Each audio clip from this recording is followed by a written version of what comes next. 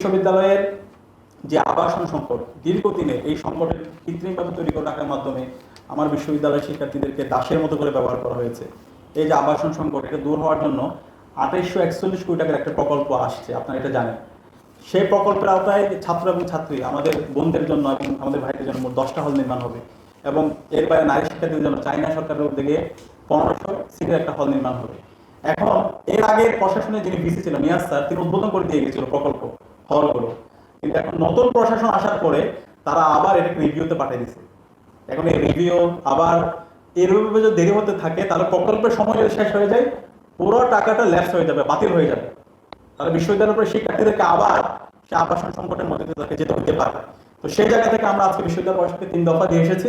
এর মধ্যে আমাদের একটা দফা সুস্পষ্ট ছিল, এই 2841 কোটি টাকার যে প্রকল্প হল নির্মাণের কাজ অনতিবিলম্বে সেটা কাজ শুরু করতে হবে এবং সেটা দৃশ্যমান করতে হবে, এবং তিনি আমাদেরকে বলেছেন এটা দৃশ্যমান করবেন এবং কাজ শুরু করবেন। এখন এটা আমরা দেখতে চাই। এবং একই সাথে আমাদের এখানে আমরা আগে দেখতে পেয়েছি ফেসিবাদে আমরা এই ছাত্রলীগের সন্ত্রাসীরা প্রত্যেকটা হলে তারা রিয়েট নিয়ে বছরের পর বছর থেকে যেত, মাস্টার শেষ হওয়ার পরও 4-5 বছর ধরে তারা থেকে যেত। তো এই ধরনের কালচার আর কখন ফিরে না আসে সেটার জন্য আমরা সুস্পষ্ট নীতিমালা দিয়েছি, এবং আমরা সুস্পষ্ট যে নীতিমালা সেখানে আমরা উল্লেখ করেছি একবারে যদি কেউ বেশি রিয়েট নেয় তার ছাত্রত্ব বাতিল হয়ে যাবে। তো এখন পর্যন্ত সেই সিট নীতিমালাকে তারা ফাইনাল করে নেয়, তারা অ্যাপ্রুভ করে নেয়। এবং তাদের যে নীতিমালা তারা যা সুপারিশ করতেছে, তারা চাচ্ছে অনার্সে 2বার তারা রিয়েটের সুযোগ রাখবে, মাস্টার্সে 1বার রিয়েটের সুযোগ রাখবে। তাহলে একজন শিক্ষার্থী তার 5 বছরের বাইরে আরো এক্সট্রা 3 বছর বিশ্ববিদ্যালয় পড়াশোনা তাদেরকে সুযোগ করে দেয়, এর মাধ্যমে তারা আবার সেই গণরম গেস্টন কালচার এখানে ক্যাম্পাসের মধ্যে ঢুকাতে চায়।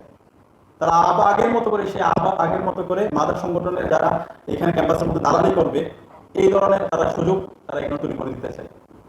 আমরা থাকতে সেটা হইতে দেব না। আমরা আজকে সুস্পষ্টভাবে বলে দিয়েছি, এবং বিশ্ববিদ্যালয়ের ভিসি বলেছেন আজকে তিনি সিন্ডিকেটে তুলবেন এবং এই সিট নীতিমালা তারা অনুমোদন করবেন। এখন আমরা এটা দেখতে চাই, এবং আপনাদেরও সেই জায়গায় আমাদের যে নীতিমালা, আমাদের যে দাবি, যৌক্তিক যে দাবি, সে দাবিতে আন্তরিক আপনাদের আমরা সহযোগিতা প্রত্যাশা করছি।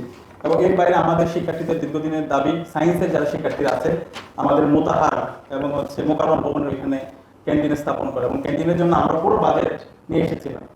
তো এখন পর্যন্ত তারা স্পেস কমিটির মিটিং, এখানে বিশ্ববিদ্যালয়ের স্পেস কমিটি আমরা চাইলে পারি না। অনেকে মনে করে ডাকসু মানে সবকিছু।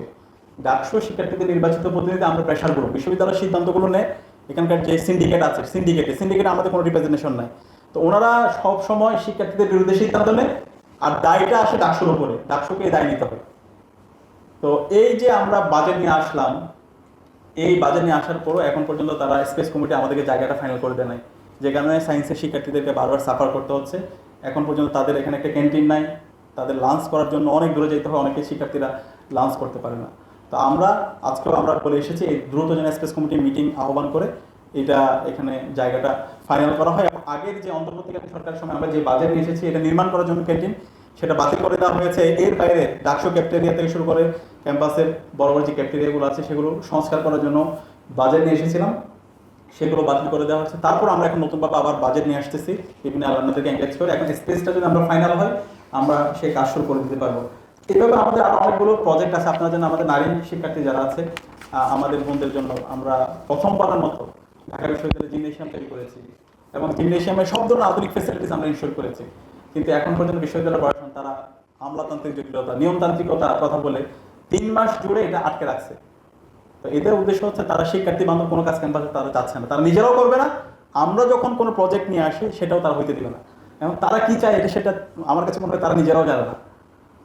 তো আমরা তো এভাবে চলতে দিব না। আমরা আজকেও গিয়ে বলে এসেছি, এবং আপনাদের এই জায়গায় আমাদের সাপোর্ট দরকার। আপনারা নির্বাচনের সময় এবং নির্বাচন পরবর্তী যেভাবে আমাদেরকে সাপোর্ট দিয়েছেন, এই যৌক্তিক দাবিগুলো আদায় করার জন্য আপনাদের সাপোর্ট দরকার। এবং আমাদের সেন্ট্রাল মসজিদের এসে এটা দীর্ঘদিন ধরে দাবি, এখানে আমরা প্রায় 3.5 কোটি টাকার কাজ করেছি এবং মসজিদে এসে স্থাপন করেছি, কিন্তু এখন পর্যন্ত তারা ইলেকট্রিসিটি কানেক্ট করে দেয়। এবং এটা আফসোস লাগে, আল্লাহর মসজিদ, এই মসজিদ নিয়ে তারা এই ধরনের নোংরা রাজনীতি করে। মানে তাদের কি একজন মুসলমান হিসাবে এটা তো সর্বোচ্চ একটা আমাদের জায়গায় মসজিদ, আল্লাহর ঘর, সেই মসজিদে আমরা এসে স্থাপন করি, তাদের নিজেদেরকে করার কথা। এবং পরবর্তীতে গেলাম, বলা হচ্ছে এখানে ট্রান্সমিটার নেই। পরবর্তীতে এখন বলা হয়েছিল 1 মাসের মধ্যে ট্রান্সমিটার স্থাপন করা হবে। এখন প্রায় 5 মাস পার করতেছে, এখন পর্যন্ত তারা এই কাজটা করতে পারে না। তো এইভাবে যদি হয় তাহলে তারা কীভাবে নিজেদেরকে মুসলিম হিসেবে পরিচয় দেয়? মানে এটা মানে দুর্ভাগ্যের বিষয় আমাদের জাতির জন্য। এবং প্রত্যেকটা জায়গায় দেখছি বিশ্ববিদ্যালয়ের যিনি ট্রেজারার তিনি সব জায়গায় আটকে নিচ্ছে, তার অদক্ষতা এবং তার দুর্নীতির কারণে এই কাজগুলো হচ্ছে। আপনারা, আমি অনুরোধ করবো এখানে সাংবাদিক যারা আছে তার ওভারঅল যে বাজেট এটা নিয়ে আমাদের পর্যালোচনা হওয়া উচিত। এখানে তার সীমাহীন দুর্নীতি আছে, প্রত্যেকটা জায়গায় সে দুর্নীতি করতেছে। আমাদের যে গবেষণায় বাজেট এর আগের বছর আসছিল 24-25 অর্থ বছরে, সে অর্থ বছরে তারা বলে গবেষণার বাজেট আসে না, গবেষণায় 2 কোটি টাকা বাজেট আসছে। সেই 2 কোটি টাকার মধ্যে প্রায় 5.5 কোটি টাকা ল্যাপস হয়ে গেছে, বাতিল হয়ে গেছে, তারা ব্যয় করতে পারে না। এই বছর গবেষণার কোনো বরাদ্দই দেওয়া হয়নি। তো এখন তারা বলছে গবেষণায় বাজেট তারা পাচ্ছে না, আবার যখন গবেষণায় আগে বাজেট যা ছিল অল্প আসছে সেটাও তারা ব্যয় করতে পারে না। এইভাবে বিশ্ববিদ্যালয়টা চলতেছে। বিশ্ববিদ্যালয় প্রশাসন, তাদের কোনো দায়বদ্ধতা নাই, তাদের শিক্ষার্থীদেরকে নিয়ে কোনো ভাবনা নেই। এবং আমরা যখন শিক্ষার্থীদের জন্য ফান্ড নিয়ে আসি, আমরা ডাকসু জায়গা থেকে এই প্রিন্সিপাল আমরা মেনটেন করেছি, আমরা কোনো টাকা পয়সা লেনদেন করি নাই। হয় বিশ্ববিদ্যালয়ে আমরা যে কেউ টাকা দিলে এটা বিশ্ববিদ্যালয়কে দিয়ে দিচ্ছি। যেমন আমাদের সেন্ট্রাল ফিল্ড শিক্ষার্থীদের দীর্ঘদিনের দাবি, এটার একটা আমূল সংস্কার করা, এটার জন্য আমরা 2 কোটি টাকা নিয়ে আসছি। তো ওই টাকাটা আমাদেরকে দিছিল, এই চেকটা আমরা নিজেরাকে বিশ্ববিদ্যালয় প্রশাসনকে জমা দিচ্ছি, আপনারা এই কাজটা করেন, আমরা বলে দিচ্ছি এইভাবে কাজ করেন। সেই 2 কোটি টাকা দেওয়ার আজকে প্রায় আমরা 4 মাস 4.5 মাস পার করতেছি। এখন পর্যন্ত তারা মিটিংয়ের পর মিটিং করে, কিন্তু আমরা আমাদের সেন্ট্রাল ফিল্ডের এখন পর্যন্ত কোনো উন্নয়ন দেখতে পাই নাই। বৃষ্টি হলে সামান্য বৃষ্টিতে কোমর পর্যন্ত পানি হয়ে যায়। এবং মেয়েদের হলগুলোতে, ছাত্রীদের হলগুলোতে আমরা ইতিমধ্যে 2টা হল 3টা হলে আমরা এসি স্থাপন করেছি রিডিং রুমে। এখন রিডিং রুমে এসি স্থাপন করার পরে এখন আমাদেরকে বলে এই এসির বিল কে দিবে? বিশ্ববিদ্যালয়ে শত শত হাজার হাজার রুম, প্রত্যেকটা রুমে এসিতে চলে, ওই বিল নিয়ে কারো চিন্তা নাই। এখন রিডিং রুম, ছোট্ট একটা রিডিং রুম, সেখানে আমরা অনেক কষ্ট করে এসি স্থাপন করলাম। এখন এসি স্থাপন করার পরে ট্রেজার জিজ্ঞেস করে এই এসির বিল কে দিবে? কোন ধরনের হাস্যকর যুক্তি!